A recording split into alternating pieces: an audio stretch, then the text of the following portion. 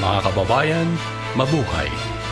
Ito si Pastor Conrad Tolosa, sumasa inyo mula sa Institute of Christian Thought. Dahil kay Kristo, ang Diyos na malayo man ay malapit din.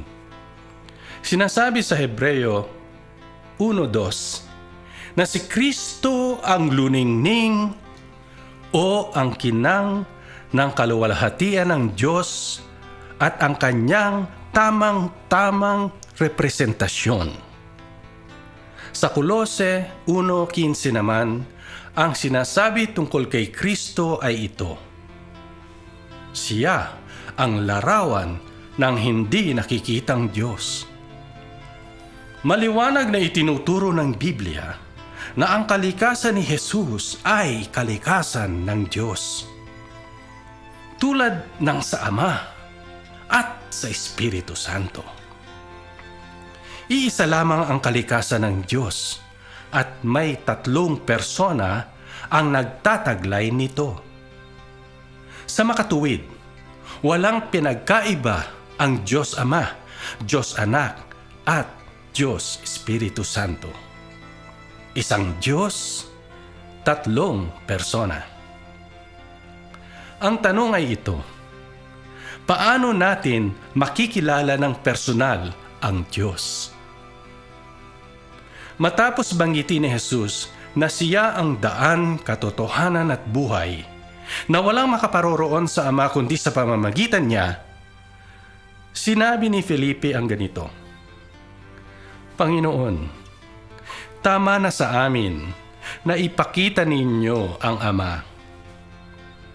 Ang naging tugon ni Jesus ay, kung sino ang nakakita sa akin ay nakakita na rin sa Ama. Noon, napakahilig kong manligaw. Subalit minsan, mayroon akong talagang napusuan.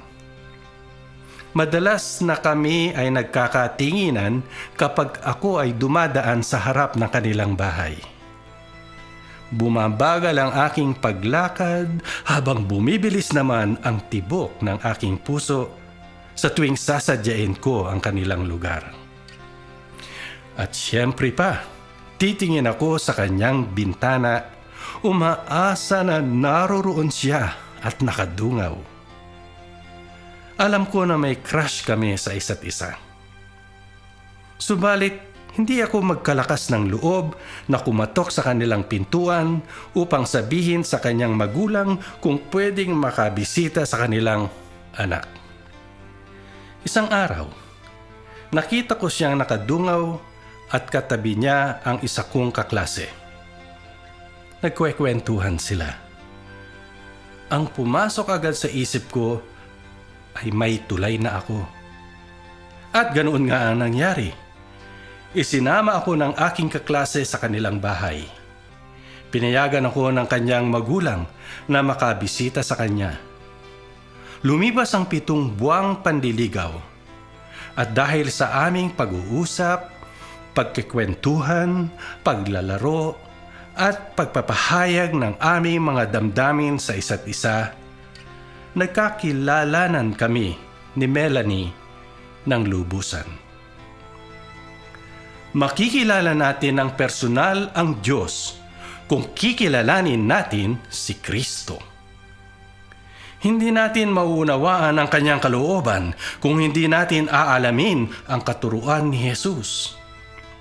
Hindi natin malalaman kung gaano kawalang hanggan ang pagmamahal sa atin ng Diyos Ama kung hindi natin kikilalanin ang Diyos Anak.